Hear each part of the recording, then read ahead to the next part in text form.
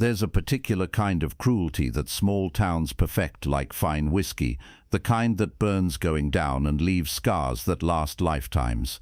I've seen men face charging buffalo with steadier nerves than what I witnessed in the women's circle at Cedar Creek Baptist, where words cut deeper than any Bowie knife and judgment flowed easier than Sunday wine. This here's a story about what happens when a woman's worth gets measured by things she can't control, and how sometimes God's greatest gifts come wrapped in ways we never expect. It's about the difference between having children and being a mother, and how one woman learned that love ain't about blood, but about choice. So settle in close, friend. Pour yourself something that'll keep the chill off, because what I'm about to tell you happened when the prairie grass was dying brown, and hope seemed as scarce as rain in August. Mary Catherine Hartwell had been married to Doc Hartwell for 7 years, and in a town like Cedar Creek, 7 years of marriage without children might as well have been 7 years of failure written in bold letters across your forehead. She sat in the back pew of the Baptist church that October morning, listening to Pastor Jenkins preach about the blessed fruit of the womb, feeling every word like a needle to the heart. Mary was 31, which made her practically ancient by frontier standards for a woman without babies clinging to her skirts. She had gentle hands that could mend anything from torn shirts to broken spirits, eyes the color of prairie sky after rain, and a laugh that could light up the darkest room. But none of that mattered to the good women of Cedar Creek, who measured a female's worth in diapers changed and cradles filled. Doc Hartwell had tried everything his medical knowledge could provide. Tonics from back east, treatments that left Mary weak and hopeful, prayers that seemed to bounce off the ceiling like stones off hardpan. Nothing took. The babies she carried never lasted past the 3rd month, and each loss carved another piece out of her heart until she wondered if there was anything left worth saving. Poor Mary Catherine, the women would whisper behind their gloved hands after Sunday service. Barren as the Sahara Desert, what good is a woman who can't give her husband sons? Mrs. Pemberton, the banker's wife, was the cruelest of the bunch. I suppose some women are just made defective, she'd say loud enough for Mary to hear. Like a broken plough that looks fine but won't turn soil, better to put them out to pasture and find one that works. Mary bore these cuts with the kind of grace that comes from having your heart broken so many times it learns to heal crooked. She threw herself into other kinds of caring, nursing sick folks back to health, teaching the few children in town their letters, tending the church garden with the devotion other women gave to their own young. But late at night, when Doc was making his rounds and the house echoed with the kind of emptiness that only childless women know, Mary would sit in the room they'd prepared as a nursery and wonder if maybe the cruel women were right. Maybe she was broken, maybe she was less than other women, defective in some way that couldn't be fixed with medicine or prayer. Living about 5 miles north of town was a man named James Sullivan, who ran a modest cattle operation and kept mostly to himself. James was a widower, pushing 40, with calloused hands and eyes that held more sadness than any man should have to carry. His wife Sarah had died in childbirth 3 years back, taking their hopes for a family with her to the grave. But 2 months ago, James's life had taken an unexpected turn. His brother Patrick had been killed in a mining accident up in Colorado, leaving behind a 7-year-old boy named Tommy with no family and nowhere to go. The boy had arrived on the evening train, carrying everything he owned in a flour sack and wearing grief like an ill-fitting coat. Tommy was a quiet child, all elbows and knees and serious brown eyes that had seen too much sorrow for someone so young. He'd barely spoken a word since arriving at the ranch, communicating mostly in nods and head shakes, eating his meals like he expected someone to snatch the plate away at any moment. James was doing his best, but raising a boy alone was like trying to break a Mustang with one hand tied behind your back. He could teach Tommy to ride and rope and work cattle, but there were other things, the gentle touches, the bedtime stories, the way a mother's love could heal wounds that medicine couldn't reach, that James knew he couldn't provide no matter how hard he tried. He'd been watching Mary Catherine Hartwell for months now, seeing how she lit up whenever children were around, noticing how her face softened when she helped with the church school. He'd seen the way the other women treated her, the whispered comments and cruel looks, and it made something burn hot in his chest like a brand. James Sullivan had always been a man who believed actions spoke louder than words. And watching a good woman get torn down for something beyond her control, while a lonely boy sat at his kitchen table, picking at his breakfast, well, that seemed like a problem that might have a solution if a man was brave enough to speak it out loud. The opportunity came on a Thursday afternoon when James brought Tommy into town for supplies. The boy needed winter clothes, and James figured Cedar Creek's general store would have better selection than the catalogs. They were loading packages into the wagon when Mary Catherine came walking down Main Street, carrying a basket of medicines for her husband. Tommy looked up at her with those serious brown eyes, and something in his expression changed. Maybe it was the way Mary smiled at him, not the pitying look adults usually gave orphans, but a genuine smile that reached all the way to her eyes. Maybe it was how she knelt down to his level and spoke to him like he was a real person instead of a burden to be managed. "You must be Tommy," she said gently. "I'm Mrs. Hartwell. I've heard you're living with Mr. Sullivan now." Tommy nodded, then surprised everyone by speaking. "You got pretty eyes," he said, his voice barely above a whisper. Mary's face lit up like sunrise over the mountains. "Why, thank you, Tommy. That's very kind of you to say." James watched this exchange with the kind of attention a man gives to weather signs before a storm. He saw how Mary's whole posture changed around the boy, how her voice got softer, how her hands moved like she wanted to smooth down his unruly hair, but was too polite to presume. And he saw how Tommy leaned toward her like a plant seeking sunlight. That evening, James Sullivan did something he'd been thinking about for weeks, but hadn't quite worked up the courage to attempt. He hitched up his wagon, settled Tommy on the seat beside him, and drove into Cedar Creek to pay a social call on Doc and Mary Catherine Hartwell. The Hartwells lived in a neat white house with a front porch that caught the evening breeze and a garden that Mary tended like it was her own children. Doc answered the door with his sleeves rolled up and his spectacles perched on his nose, looking surprised to see visitors at this hour. "James, Tommy," Doc said warmly. Come in, Mary Catherine, we have company."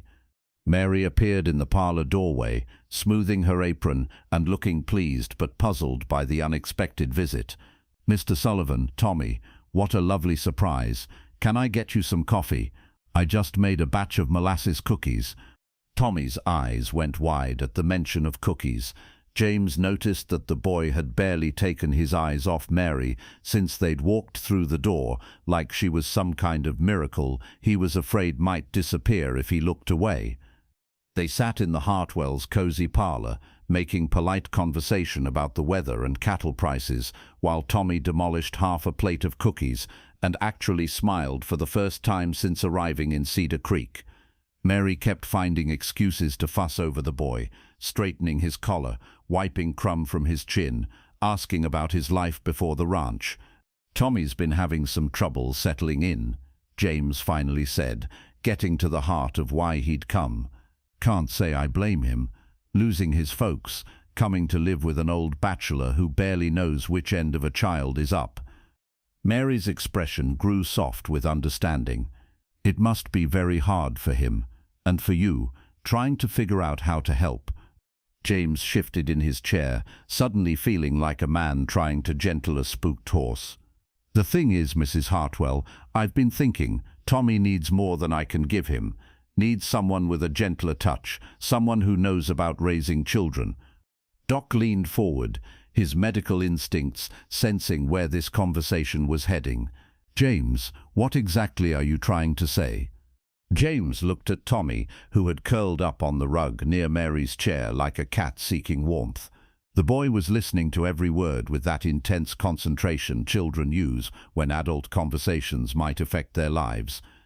"I'm saying that boy needs a mother," James said quietly, And I've been watching Mrs. Hartwell with the children at church, seeing how they light up around her. Seems to me like maybe," he paused, choosing his words careful as a man crossing thin ice, "maybe this town's got it backward about what makes a good mother."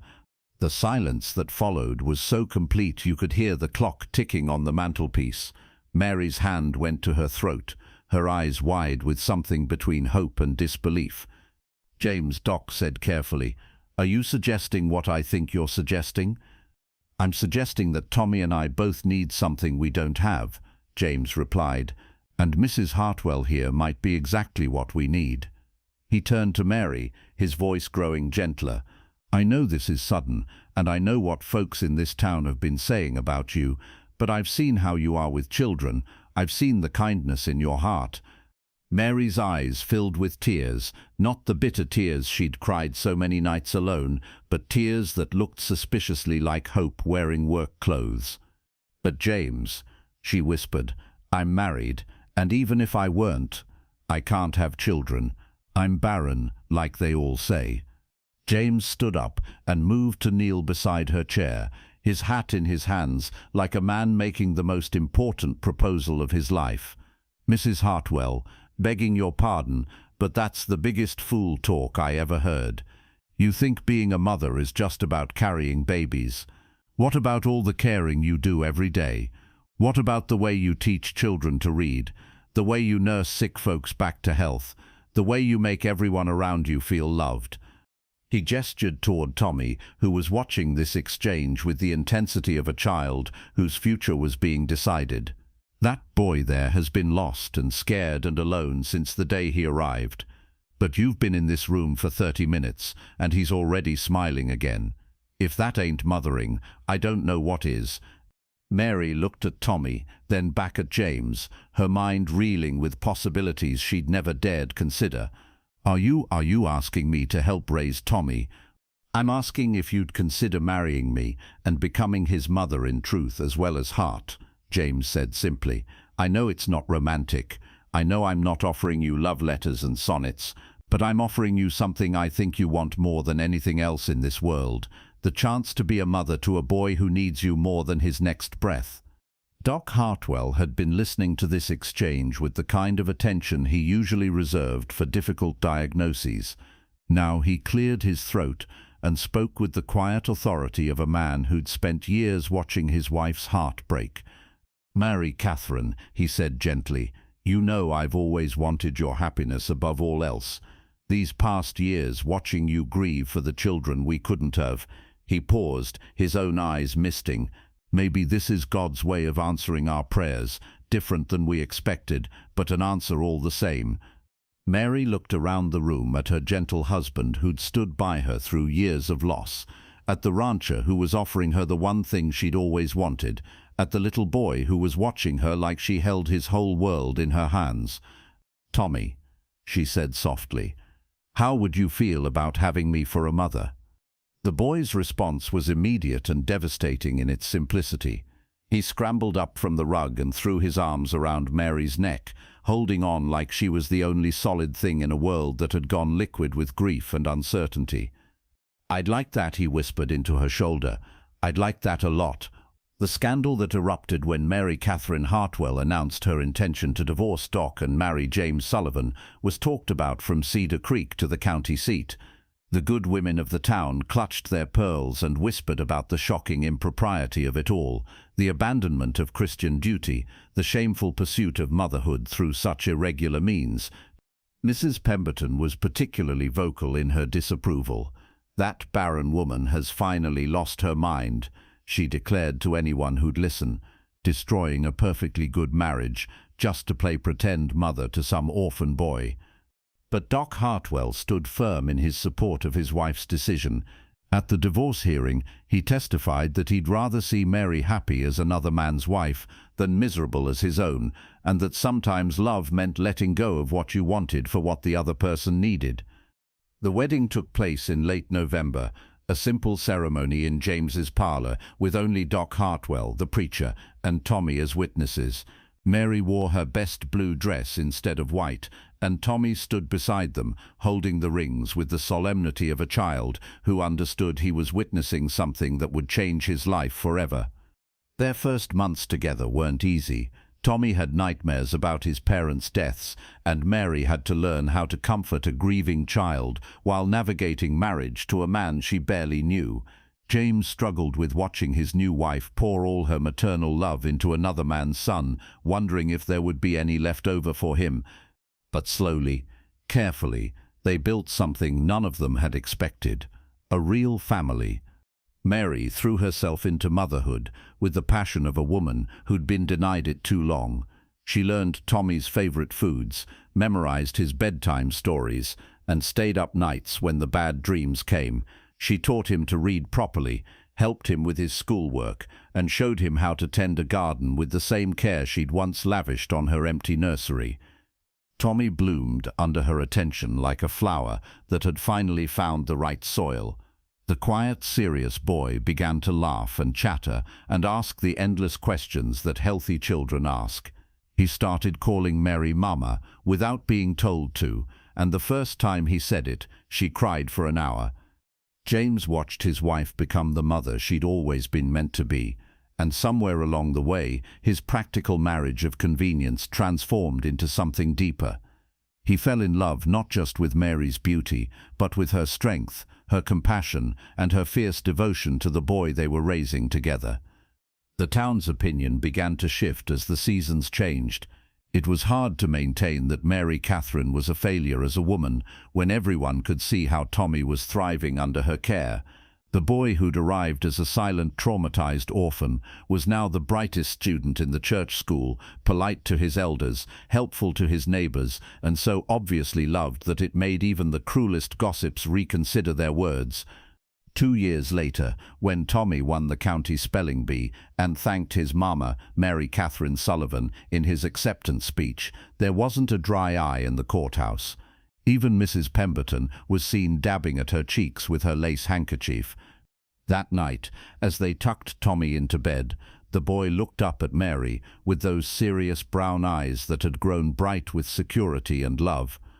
"Mama," he said, "I'm glad you couldn't have babies." Mary's breath caught.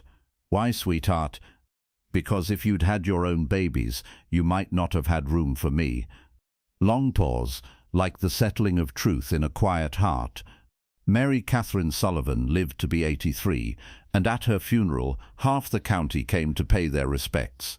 Tommy, by then a grown man with children of his own, stood at the pulpit and spoke about the woman who'd taught him that family wasn't about blood, but about choice, the choice to love someone, to stand by them, to give them the best of yourself, even when the world said they weren't worth it. But the words that stuck with everyone who heard them were carved on her headstone. She could not bear children, but she bore love. She could not give birth, but she gave life. She was not a mother by nature, but by grace. Final, like embers settling in a dying fire. Now, I've told you this story, not because it's the most dramatic tale I know, though watching a woman choose love over convention surely has its moments, but because it reminds us that sometimes the most important things we do in life aren't the things we planned, but the things we choose when life hands us something different than we expected. Sometimes motherhood has nothing to do with pregnancy and everything to do with patience. Sometimes fatherhood is less about creating children and more about creating security. And sometimes, just sometimes, when the whole world tells you you're not enough, that's exactly when God sends you someone who needs exactly what you have to give.